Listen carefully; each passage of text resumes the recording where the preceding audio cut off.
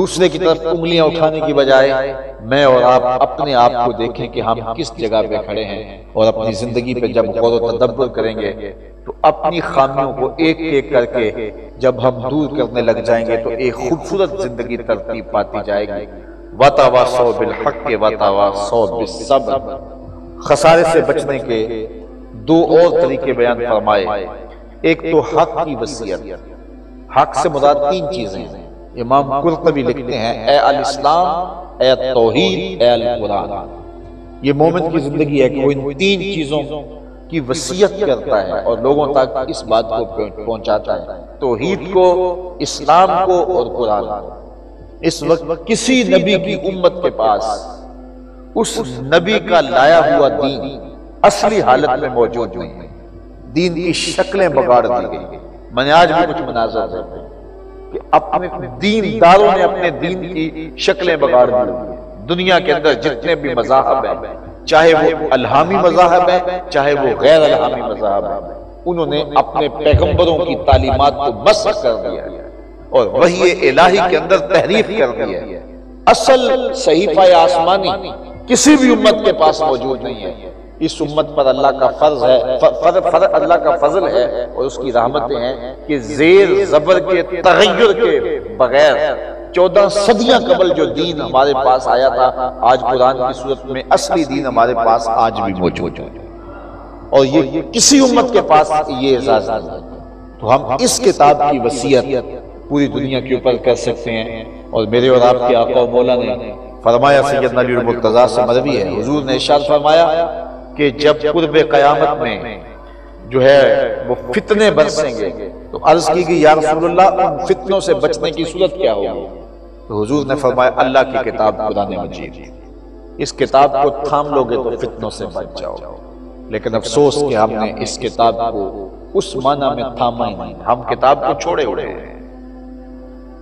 یہ بات ٹھیک ہے قرآن مجید کے لفظ پڑھ کے دم کرو تو قرآن کے نور کے مقابلے میں کوئی نار نہیں ٹھہرتی، یہ بات بھی 100% ٹھیک ہے۔ آپ نے گھر بنایا ہے، آپ نے فیکٹری بنائی ہے تو قرآن مجید کی تلاوت کرو تو وہاں برکتیں اتریں گی، اس بات میں بھی کوئی شک نہیں ہے کہ مرنے والے کی روح کو اصال ثواب کیا جائے تو اس کی قبر میں نور اترتا ہے۔ لیکن اقبال نے بڑی خوبصورت بات کی، آپ کی توجہ ہو۔ اقبال کہتا ہے بندے صوفی و ملا اسیری حیات حکمت قرآن گیری بآیاتش ترا کار جزی نیست کیا یاسین او آساں بمیری۔ تو جاہل صوفی اور کاہل ملا کے ایسے پھندے میں پھنسا کہ تو نے قرآن سے زندگی تلاش نہیں کی۔ قرآن کی آیتوں سے تجھے صرف اتنا سروکار ہے، جب تیرے بوڑھے کی روح اٹک گئی تو سورہ یاسین لے کے بیٹھ گیا کہ میں اس کی تلاوت کروں اور اس کی روح آسانی سے نکل جائے۔ اقبال کہتا ہے اس میں کوئی شک نہیں کہ اس کی روح آسانی سے نکل جاتی ہے، لیکن افسوسناک پہلو یہ ہے کہ تو نے اس قرآن سے بھی مرنا سیکھا، کاش اس قرآن سے جینا بھی سیکھ لیا ہوتا۔ اس قرآن سے بھی تو نے مرنے کی راہیں تلاش کی، اس قرآن سے جینا سیکھا ہوتا۔ یہ زندگی بخش کتاب ہے، یہ حیات آفرین کتاب ہے۔ میرے اور آپ کی آقا و مولا نے فرمایا تمہارا رب سے باتیں کرنے کو جی چاہے تو قرآن کھول کے بیٹھ جایا کرو، یہ رب سے ہم کلام ہیں۔ اور حضور نے ارشاد فرمایا کہ راتوں کی تنہائیوں میں اٹھ کے قرآن پڑھا کرو اور قرآن پڑھتے ہوئے رویا کرو۔ فَإِن لَمْ تَبْكُوا فَتَبَاكُوا، اور اگر رونا نہ آئے تو تکلف کے ساتھ اپنے اوپر یہ کیفیت طاری کیا کرو اور تکلف کے ساتھ رونے کی کوشش کیا کرو۔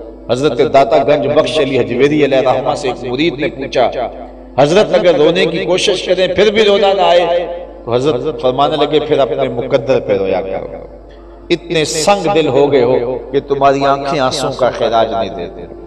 18 گھنٹے کام کرنا مقصد سمجھ میں آتا ہے، گھر بار چھوڑ کے آئے ہوئے ہیں، لیکن قرآن مجید کو بھی وقت دو، اپنی اولاد کو بھی وقت دو اور اپنے آپ کو بھی وقت دو۔ دین ہم سے جو تقاضا کرتا ہے اس کے لیے وقت نکالو۔ آنے والا موسم رمضان رحمتوں کا موسم ہے، اللہ کی رحمتیں چھم چھم برسیں گی۔ ایک نفل پڑھنے سے ایک فرض پڑھنے کا ثواب ملتا ہے اور ایک فرض ادا کرنے سے 70 فرائض کا ثواب ملتا ہے۔ اور وَيُزَادُ فِيهِ رِزْقُ الْمُؤْمِنِ، اور مومن کا رزق اس میں ویسے ہی بڑھ جاتا ہے برکتوں کے قافلے اترتے ہیں، رحمات کا نزول ہوتا ہے، 5 نمازیں تو سارا سال پڑھتے ہیں، یہاں تراویح بھی ساتھ شامل کر دی گئی تاکہ مومن اللہ کی کتاب کو سنے اور اس سے برکات حاصل کرے۔ لیکن کتنے بد نصیب لوگ ہوتے ہیں جو اس مہینے میں بھی محروم رہ جاتے ہیں۔ حضور نے منبر کی تینوں سیڑھیوں پہ قدم رکھتے ہوئے آمین آمین پکارا۔ بعد میں صحابہ نے کہا حضور بات سمجھ میں نہیں آئی، آپ نے منبر کی پہلی سیڑھی پہ رکھا قدم تو آمین کہہ دیا، دوسری سیڑھی پہ آپ نے قدم رکھا تو آمین کہہ دیا، اسی طرح تیسری سیڑھی پہ قدم رکھا تو آمین کہہ دیا، تو کس بات پہ آپ نے آمین کہا؟ کوئی دعا مانگنے والا تو دکھائی نہیں دے رہا تھا۔ فرمایا جبریل امین آئے تھے اور انہوں نے کہا تھا اس شخص کی ناک خاک آلود ہو جس کے سامنے آپ کا ذکر کیا جائے اور آپ پہ درود نہ پڑے، تو میں نے اس پہ جو ہے وہ آمین کہا۔ پھر دوسری سیڑھی پہ قدم رکھا تو جبریل امین نے کہا اس شخص کی ناک خاک آلود ہو جو والدین کو بڑھاپے میں پائے اور ان کی خدمت کر کے جنتی نہ ہو، تو میں نے اس پہ آمین کہا۔ پھر حضور فرماتے ہیں کہ جبریل امین نے کہا کہ اس شخص کی ناک خاک آلود ہو جو ماہ سیام رمضان المبارک کو پائے اور پھر کثرت ذکر فکر سے اپنی بخشش نہ کروا سکے، تو میں نے اس پہ بھی آمین کہا۔ تو صاحبو یہ آنے والا موسم نور، آنے والا موسم رحمت، اس کو کثرت کے ساتھ قرآن مجید کی تلاوت سے آباد رکھنا، کم از کم ایک قرآن مجید تو لازمی مفہوم کے ساتھ سمجھ کے پڑھنے کی کوشش کرنا، اور اگر زیادہ ہو سکے تو بہت اچھا ہے۔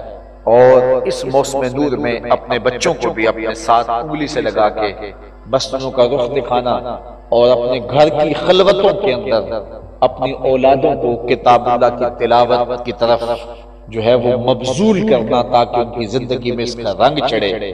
بہت سارے لوگ کہتے ہیں کہ جناب ہماری اولادیں ٹھیک ہو جائیں، اور ان کو خود کہا جاتا ہے جناب آپ نماز نہیں پڑھتے، تو وہ کہتے ہیں بس جی میری تو عمر گزر گئی، میں نہیں پڑھتا تو یہ تو پڑھیں۔ تو میں کہتا ہوں یہ کبھی نہیں ہوتا کہ آپ نہیں پڑھیں گے تو یہ پڑھیں۔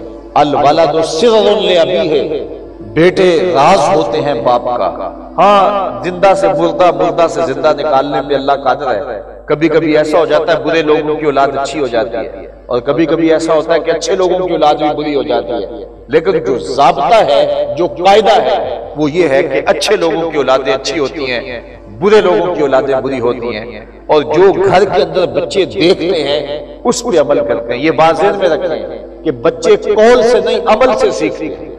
اگر ہم بچوں کو کہتے رہیں نماز پڑھو نماز پڑھو نماز پڑھو تو بچے نہیں پڑھیں گے، لیکن جب خود ماں مصلی بچھائے گی، جب خود باپ مصلی بچھائے گا تو بیٹے بھی ساتھ بچھانے لگ جائیں گے۔ چونکہ بچے سیکھتے ہیں عمل سے، تو مجھے اور آپ کو اپنے عمل سے جو ہے وہ اپنی اولادوں کو دین سکھانا ہوگا۔ اور یہ موسم جو موسم رمضان المبارک ہے، اس موسم سے بھرپور فائدہ حاصل کیجئے۔ یہ رحمتوں کا ساون موسم ہے اور رحمتوں کی بدلیاں چڑھتی ہیں اور اللہ کی چھم چھم رحمتیں نازل ہوتی ہیں، اور بد نصیب لوگ ہیں جو اس مہینے کے اندر بھی محروم رہ جاتے ہیں۔ تو آج میں اور آپ جو ہے وہ اس ماہ سیام کا استقبال اس ماحول میں کر رہے ہیں کہ ہم یہ عزم کریں کہ آنے والے موسموں کو اللہ تعالیٰ کی رحمتوں کو اس طرح استقبال کریں گے کہ کتاب اللہ کے ساتھ ہمارا تعلق مضبوط ہوگا اور اس کی تلاوت شعار زندگی ہوگی۔ وَتَوَاصَوْا بِالصَّبْرِ، آخری بات جو ارشاد فرمائی سورت میں وہ ہے صبر کی وصیت۔ اس پر امام قرطبی نے 2 باتیں بیان فرمائی۔ ایک بات یہ بیان فرمائی کہ صبر سے مراد یہ ہے کہ جو زندگی کے اندر انسان کو مشکلات آتی ہیں، آپ کو یہاں رہتے ہوئے بہت ساری یہاں کی پیچیدگیاں، یہاں کی مشکلات پیش آتی ہیں، گھریلو مشکلات ہیں، کاروباری مشکلات ہیں، تو زندگی کے اندر جو مشکلات ہیں ان پر صبر کرنا سیکھا جائے۔ واویلا مچانے سے مشکلات ختم نہیں ہوں گی۔ اللہ تعالیٰ نے جب انسان کو پیدا کیا تھا اور اس کا خمیر تیار کیا گیا تو 39 دن تک انسانی خمیر پر دکھوں کی بارشیں ہوئی اور ایک دن اس پر سکھ کی بارش ہوئی۔ اس لیے انسان کی زندگی کے اندر دکھ زیادہ ہے، انسان کی زندگی کے اندر سکھ جو ہے وہ تھوڑے ہیں۔ تو یہ ہم طے کر رہے ہیں کہ زندگی زیادہ تر دکھوں کا مجموعہ ہے اور جب اس حقیقت کو ہم سمجھ لیں گے اور عملاً اس کو تسلیم کر لیں گے تو دکھوں سے جو زیادہ دکھی ہو جاتے ہیں وہ پریشانی ختم ہو جائے گی، بلکہ حالات کے دکھوں پر جب ہم صبر کرنا سیکھ جائیں گے تو وہ صبر ہمارے لیے راحت کا سبب بن جائے گا۔ حضور کا ایک فرمان سنیے، میرے آقا نے ارشاد فرمایا جو اللہ کے دیے گئے تھوڑے رزق پہ راضی ہو گیا، اللہ قیامت کے دن اس کے تھوڑے عملوں پہ راضی ہو جائے گا۔ میرے بندے تو بندہ ہو کے راضی ہے اور میں تو پھر راضی ہوں۔ تو جو اللہ کے